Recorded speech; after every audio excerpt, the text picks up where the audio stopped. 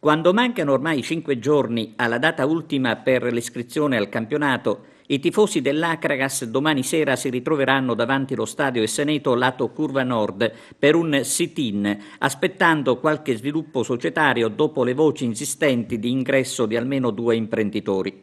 La gente che ama il calcio professionistico e ama la squadra biancoazzurra a questo punto vuole chiarezza, soprattutto per quanto riguarda la scadenza più importante.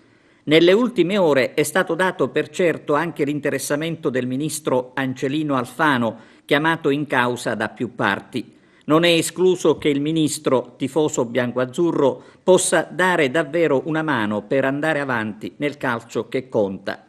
I tifosi, annunciando il sit-in di domani sera, avevano scritto di essere pronti, come sempre, a stare vicini a Giavarini e Alessi. L'importante è fare di tutto per salvare la squadra.